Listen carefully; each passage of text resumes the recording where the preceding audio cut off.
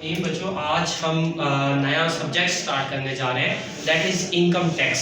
ठीक है, आज जस्ट इसकी थोड़ी सी हिस्ट्री और इनकम टैक्स लॉ क्या है उस पर बात करेंगे, और नेक्स्ट क्लास से इंशाल्लाह इसकी डेफिनेशंस और फर्दर जो चैप्टर्स हैं उन पे हम बात करना स्टार्ट कर देंगे। तो सबसे पहले बच्चे अगर टैक्स की बात करें तो एक कंपल्सरी पेमेंट है जो सोसाइटी या कंट्री के इंडिविजुअल्स गवर्नमेंट को पे करते हैं, that is known as tax. ठीक है, हम चूंकि इनकम टैक्स की बात करेंगे तो हिंदुस्तान में सब कॉन्टिनेंट में सबसे पहले इनकम टैक्स इंट्रोड्यूस हुआ अंग्रेजों के दौर में, जब इंडो पाक कंबाइंड होता था। ठीक है, और वो था 1960 में सबसे पहले अंग्रेजों ने इंट्रोड्यूस करवाया। जस्ट आपकी एग्रीकल्चरल प्रोडक्ट्स जो होती थी उसमें क्वांटिटी की फॉर्म में जो है वो टैक्स लगा। ठीक है, ये उन्होंने स्टार्ट करवाया। तो आपको पता है बच्चे, जब एक चीज नई नई आती है तो उसमें बहुत सारी कॉम्प्लिकेशंस, बहुत सारे फॉल्ट होते हैं, उसको डेवलप होते होते एक मेजर टाइम रिक्वायर होता है। ये 5 साल के लिए उन्होंने अनाउंस किया था, लेकिन बड़ी मुश्किल से 2-3 साल चला और उसके बाद फिर फ्लॉप हो गया। देन उन्होंने 1867 में एक लाइसेंस एक्ट के नाम से एक और लॉ बनाया, जिसके तहत अगर आपकी जो भी एग्रीकल्चर प्रोडक्ट होगी उसका 2% आपको एज आ क्या पे करना पड़ता था, टैक्स पे करना पड़ता था। ठीक है, देन ये लॉ भी जो है वो 1 साल तक बड़ी मुश्किल से चला, और 1968 में उन्होंने सर्टिफिकेट एक्ट के नाम से नया लॉ जो है वो इंट्रोड्यूस करवाया, जिसमें रेट जो है वो 1.6% कर दिया गया। ठीक है, फिर इसी तरह ये लॉ जो है वो चेंज होता रहा, 72 में चेंज हुआ, 73 में चेंज हुआ, with the passage of time change होता रहा। फिर इन्होंने ये जो लाइसेंस एक्ट 1867 था उसको रीइम्पोज किया 1877।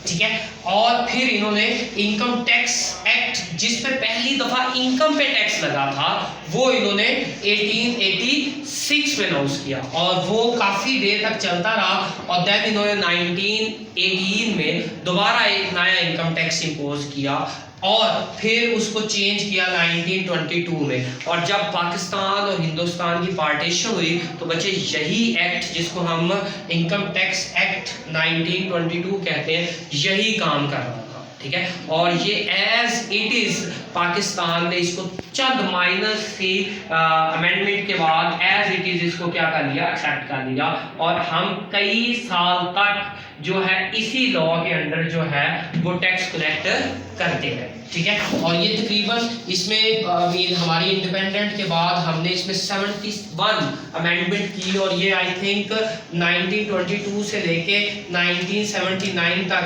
होपफुली 57 ईयर्स तक इम्पोज रहा। ठीक है, पाकिस्तान की हिस्ट्री की अगर बात करें तो 34-35 साल जो है वो पाकिस्तान बनने के बाद ये लॉ जो है वो इम्पोज रहा पाकिस्तान में।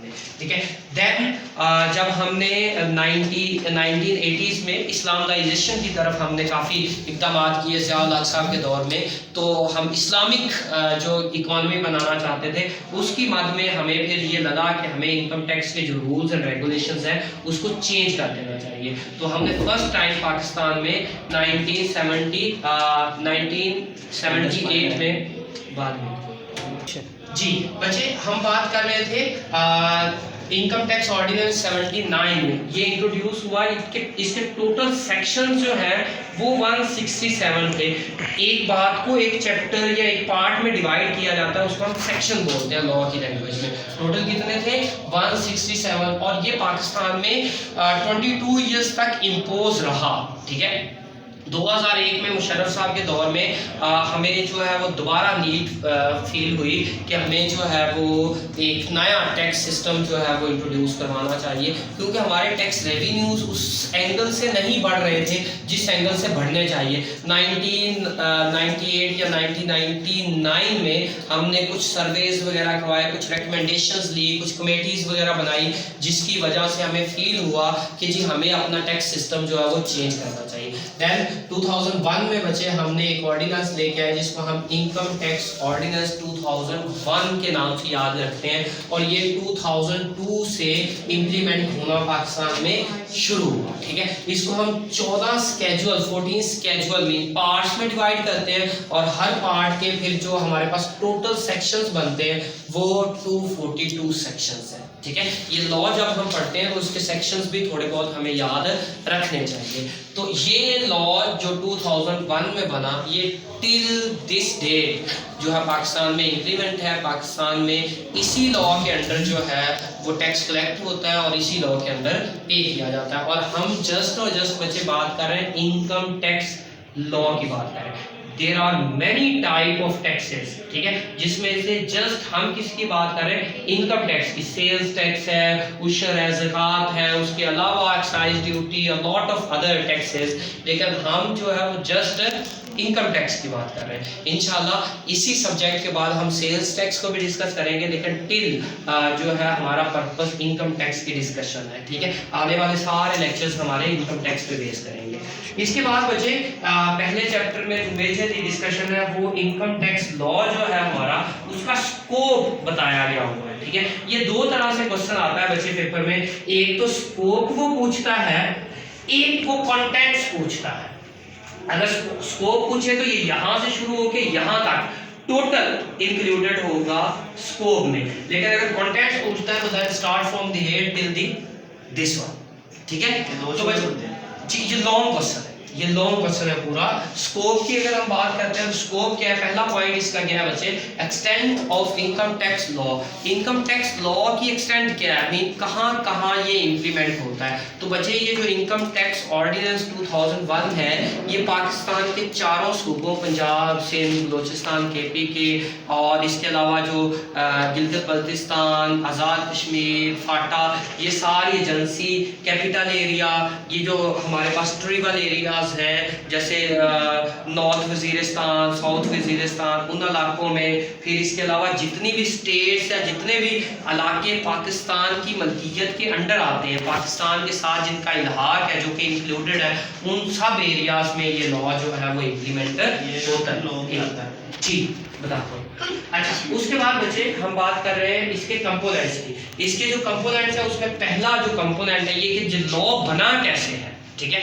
लॉ जो हम पढ़ रहे हैं इसके कंपोनेंट क्या, ये कैसे ड्राइव हुआ। तो उसमें पहला पॉइंट क्या बचे, income tax ordinance as amended 2001 में जो हमारा इनकम टैक्स ऑर्डिनेंस आया था, वो with the passage of time बच्चे उसमें अमेंडमेंट चेंजेस होती रहती है। वो चेंजेस के साथ जो है वो लॉ, वो हमारी बेस है जिस पे हमारा पूरा इनकम टैक्स डिपार्टमेंट जो है वो काम करता है। सेकेंडली बच्चे इनकम टैक्स के रूल्स है। पाकिस्तान में इनकम टैक्स कलेक्ट करने की जो हाईएस्ट अथॉरिटी है that is known as FBR, federal board of revenue. इससे पहले जो बचे थी ये CBR थी, सेंट्रल बोर्ड ऑफ रेवेन्यू। ये आई थिंक 2005 में हमने नाम चेंज करके इसका क्या रखा था, FBR, ठीक है। उसके बाद बचे तो पहला क्या है, इनकम टैक्स का जो कानून है जिसमें अमेंडमेंट होती रहती है, वो हमारी बेस है जिसके तहत हम टैक्स कलेक्ट करते हैं। सेकेंडली FBR जो रूल्स बनाते हैं उसके तहत हम टैक्स कलेक्ट करते हैं। Thirdly government with the passage of time कुछ नोटिफिकेशंस, कुछ सर्कुलर्स, कुछ ऑर्डर्स पास करती रहती है, वो भी हमारे लॉ का क्या बनता है, पार्ट बनता है। नेक्स्ट वन है बच्चे income tax case law. Case laws क्या होते हैं बच्चे, देखें अज्यूम करें कि एक मसला है लॉ के अंदर, मीन एक टैक्स डिपार्टमेंट और टैक्स पेयर के दरमियान इशू हो गया। वो कहता है जी मेरा टैक्स इतना नहीं बनता, वो कहता है जी आपका इतना बनता है। वो केस कोर्ट में चला गया, लॉ में इनकम टैक्स ऑर्डिनेंस में उसके बारे में कुछ नहीं लिखा हुआ। अब कोर्ट ने अपनी ऑब्जर्वेशन, अपनी प्रेडिक्शन के मुताबिक उसका एक डिसीजन दे दिया। तो बच्चे नेक्स्ट टाइम जब भी उस तरह का इशू होगा, उसी केस जो डिसीजन हुआ था उसी केस के अकॉर्डिंगली नेक्स्ट टाइम भी उसका डिसीजन होगा, that is known as income tax case laws. और लास्ट वन हमारे पास क्या है, फाइनेंस एक्ट या फाइनेंस ऑर्डिनेंस। बच्चे हर साल गवर्नमेंट बजट अनाउंस करती है, उसको हम या फाइनेंस एक्ट बोलते हैं या ऑर्डिनेंस बोलते हैं। बच्चे हमने पहले भी ऑर्डिनेंस और एक्ट में डिफरेंस पढ़ा हुआ है। अगर मुल्क में डेमोक्रेटिक स्टाइल हो, असम्बलियां हो, वहां से वो पास हो लॉ, ठीक है, तो उसको हम एक्ट बोलते हैं। क्या बोलते हैं, अगर ऐसी सिचुएशन हो असम्बली से लॉ पास हो फिर बजट पेश हो तो वो क्या कहलाएगा, फाइनेंस एक्ट, ठीक है। और अगर बच्चे मुल्क में जो है वो प्रेसिडेंशियल सिस्टम हो, प्रेसिडेंट ऑर्डर इशू करे तो उस ऑर्डर को हम ऑर्डिनेंस बोलते हैं। तो अगर बजट इस ऑर्डर के तहत आए तो उसको हम क्या बोलेंगे, फाइनेंस ऑर्डिनेंस। ये था बच्चे जिसमें आपका कुछ हमने हिस्ट्री के बारे में बात की और कुछ इनकम टैक्स के स्कोप के बारे में बात की। Thank you very much. Next class से हम इंशाल्लाह डेफिनेशंस को स्टार्ट करेंगे।